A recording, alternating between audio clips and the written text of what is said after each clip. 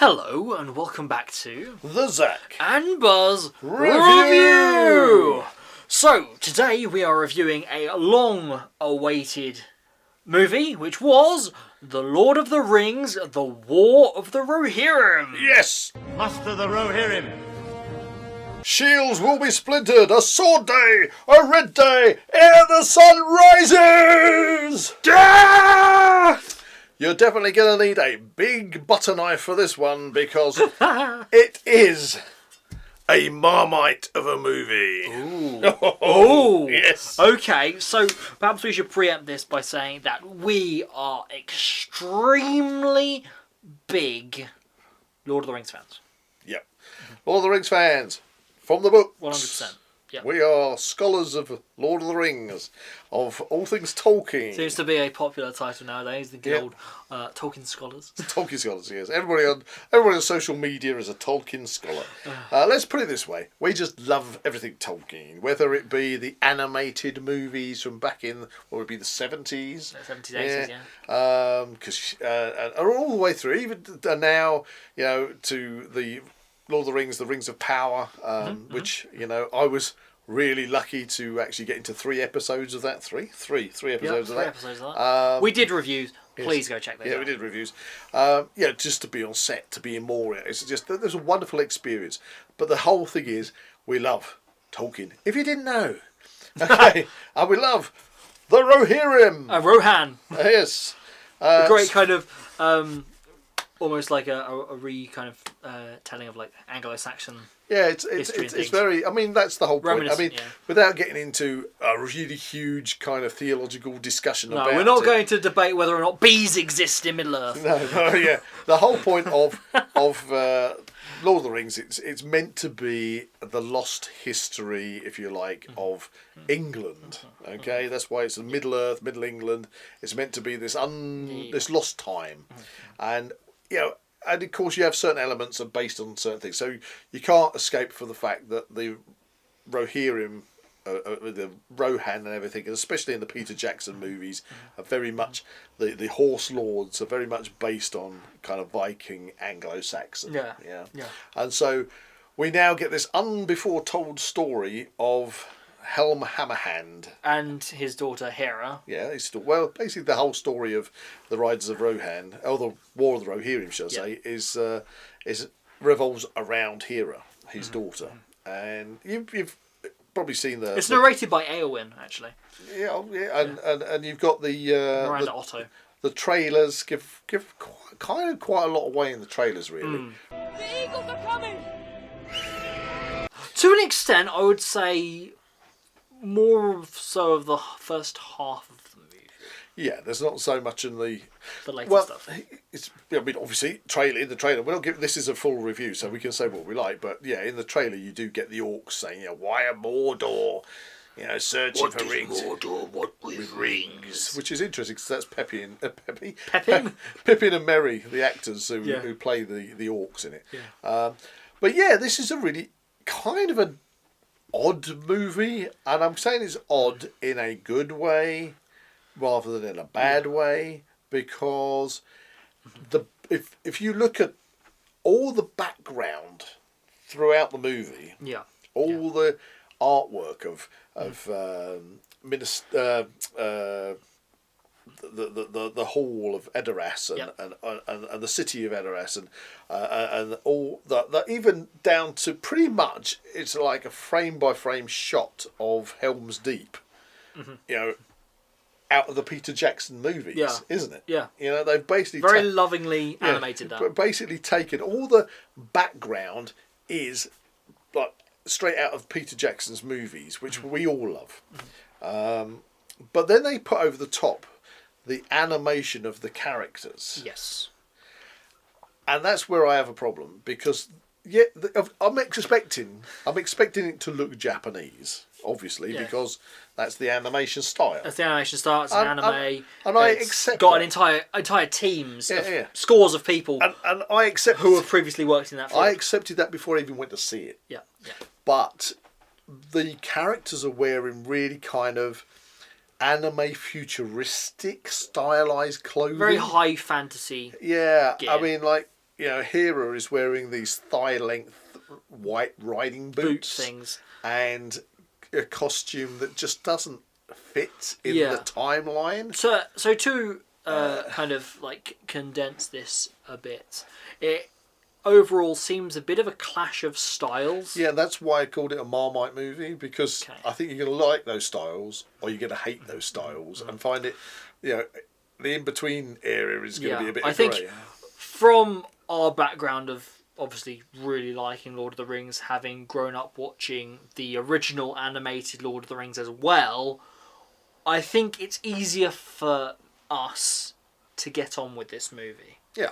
Whereas other people aren't even going to know that there's actually a Lord of the Rings that's been animated before. Yeah, and some people have gone back and watched those old animations and gone, oh my God, this is awful. Be silent. Keep your forked tongue behind your teeth. I have a kind of fond memory of those movies. I feel as if, in regards to this movie, I'm incredibly sympathetic towards it. Yeah. So, overall, it's quite nice to have a story that we haven't seen before. Yeah, it's very self-contained, which is nice. But at the same time, the story is very samey to the Two Towers in the battle at Helm's Deep. Yeah. So you feel like you're actually watching just a retelling of the same thing, the siege at Helm's Deep, To an extent. Yeah, it's difficult not to get away from that. I wouldn't say that the movie as a whole was perfect. There were certainly things that I would have chosen to handle differently, if that makes sense. Yeah, I think that also again with Hera, towards the end when she crosses the siege tower bridge, the incredibly convoluted and she's siege bridge. Incredibly convoluted siege bridge, which actually was totally ineffective because they could have just set fire to it as soon as it landed on top of the wall. Yeah. They just needed a couple of barrels of oil, set fire to it. I think the entrance and that. I think the Uruk-hai had a better idea with that. Yeah, a better idea. Just some ladders. But she had to put this wedding dress on and take on this kind of very Japanese style, almost kind of like Lady Snowblood feel type of character. Okay.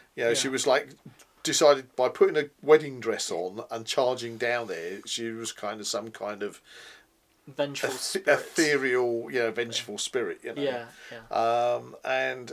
Yeah, that I can understand that from a Japanese perspective. Yeah. But I didn't really think it fits in with Lord of the Rings. Anglo-Saxon Viking. Yeah. Yeah.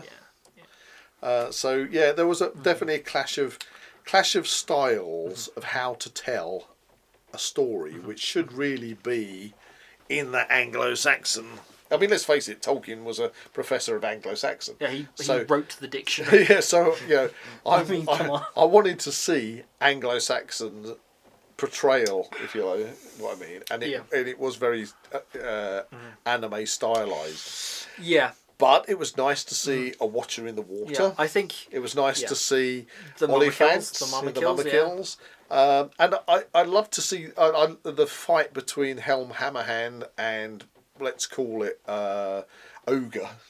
I think the monster that was... They just referred to it as the Beast. It was kind of it kind of reminded me of Time Bandits, and you had the ogre on the ship. Yeah. With the horns. I mean, to be honest, it reminded me of, if you're going to, I think it's Rings of Power, in the first season, in the first episode, they had a frost troll thing. So... kind of looked a bit similar. It had some fantastic sequences in it, which were great battle sequences. But then it kind of, as you said, in it, for those people who have obviously seen the movie, Helm Hammerhand is injured severely. I mean, let's face it. I mean, he's a big indestructible dude who literally punches out this other guy's dad and kills him in immediately one punch at the beginning of the movie. Yeah, which kind of sets things in motion. But there was no real background why his son Wolf kind of he was just a spoilt brat who just had no... Well, I mean... He was driven, for the majority of the movie, let's not forget, he was driven by, obviously, vengeance to get revenge for the death of his dad. Exactly. That was his whole motivation. But he was already angry when his father was there. There was a whole kind of backstory that I felt was missing, of why there was a conflict between his father and Helm. Yeah. Yeah. Okay. And so anyway, his dad gets killed with one punch, and then Helm gets peppered with arrows at Helm's Deep. Not at Helm's Deep. That's at Edoras. I thought he got when he was trying to get into Helm's Deep. They have to get him up there with all the arrows stuck in him. Yeah, they did have to get him up there, but Yeah, he yeah. got shot with the arrows at Okay, Edoras yeah. before he got to Helm's Deep. Yeah. Oh yeah, because So they fell back there. The battle is on the fields in front of Edoras. Yeah.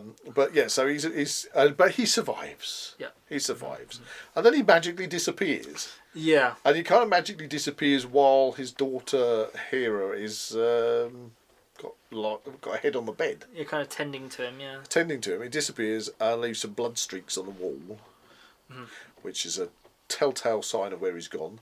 But anyway, in the meantime, this so-called Wraith Yeah. has been Yeah.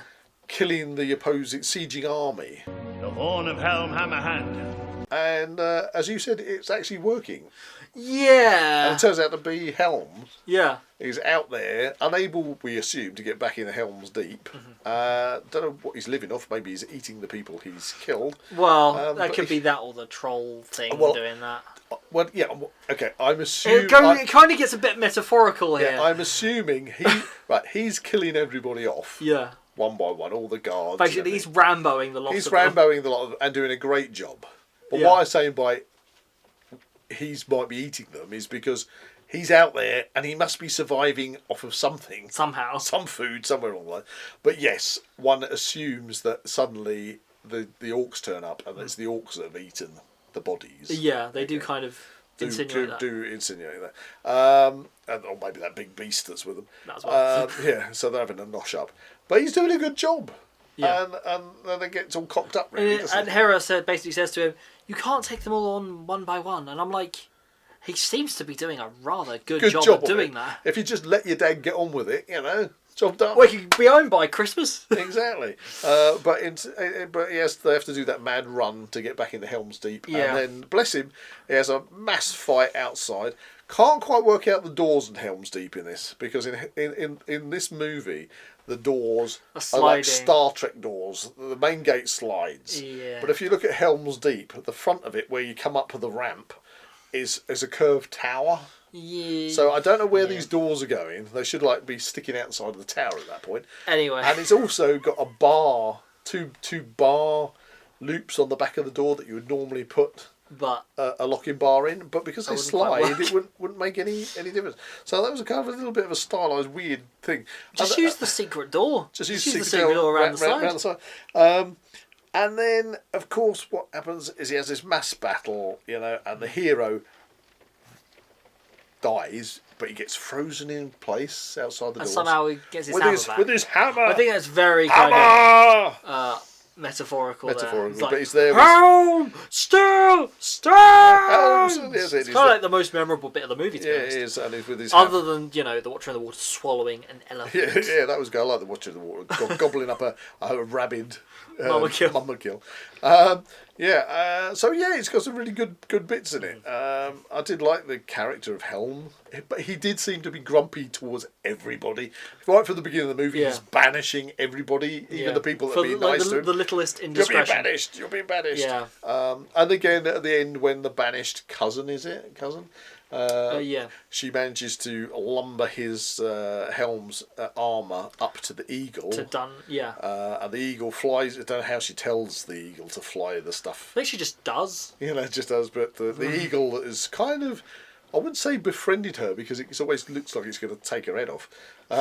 For some reason, it flies the armour off to her cousin. I think it would be more believable if she manages to persuade the eagle to let her fly on the eagle. Yeah. As opposed to her telling the eagle, Can you take this to my cousin? Can you fly down there, pick that armour up and take it to my cousin, please? Yeah, can you do that? Because I don't even I know don't how. know. I don't even know I'm going to describe to you where he lives. Yeah. And then, or to tell him to come here. Yeah. But they do. They turn up with their horsemen, and again, it's just like the movie, because they come down the same slope. Rohirrim! Same to the king! But it's all good. I mean, it's great fun. And I know I started off this review saying that it's a bit of a Marmite movie, but I do think that this is going to be that kind of movie. Okay. So let's look at the facts now. It's been out for a few days, and just looking at the box office as it is at the moment, it is not looking good at all. No. Unfortunately, this does not look great for the Lord of the Rings franchise. I personally enjoyed it. We both enjoyed it. I enjoyed it. I dare say a lot of people enjoyed it, but I don't think it has necessarily the traction and the appeal for the wider audience to really connect with it. I was really geared up for watching this, and I did enjoy it, but it wasn't epic. I wanted to come out there going, wow, that was epic. Yeah, that was really good. We did watch it in IMAX. We saw it in IMAX, and I've got to say, it had some really good scenes in it. I loved it where Helm punched the horn off of the monster, you know. Yeah, that kind of almost a bit Beowulf reminiscent. Well, that's as well. it. It was kind of a bit Beowulfy, but yeah. Overall, let's give it a score, shall we? Yeah, I think that's where we're going with this. Yeah. Okay, so I'm gonna be generous and honest. I'm gonna give this a 6. Okay. 6. It was better than mid-range. I will be watching it again, but as I've said, it was not epic, and the stylisation of the characters' costumes was a little bit jarring for me. Okay. Yeah. I think personally, I'm along the same kind of lines as you here, but I think for me it's a little easier to be a bit more forgiving to it. So personally, I'm going to be fair here because I feel as if it could be easy for me to just give this a high score. But You got me on tenterhooks. I've got to go in a definitive. What does it deserve based upon, like, am I going for like Shooting for the Stars, or like what does it actually achieve? In my brain, Somebody poke him. I'm gonna go with this. Can I go 0.5? No. Oh, okay. No 0.5s on this one. All right. I'm gonna go 7. 7. I'm gonna go 7. I would 7. definitely watch it again. I would really enjoy collecting the 4K, maybe the Steelbook. I've seen the designs of that. It looks pretty good. I would definitely love to add that to my physical media collection. I think in the future, if they made any more, I'd dearly want them to make the costume design more Anglo-Saxon stroke Viking. Well, I think that's kind of like where you have to kind of decide to where to go with this. Do you try and improve on the animation styles for future ones, or do you just stick with the same style? The style was fine. Yeah. The style was fine. You could see that it had that Japanese tinge, touch to it. Yeah. They just the costumes were wrong.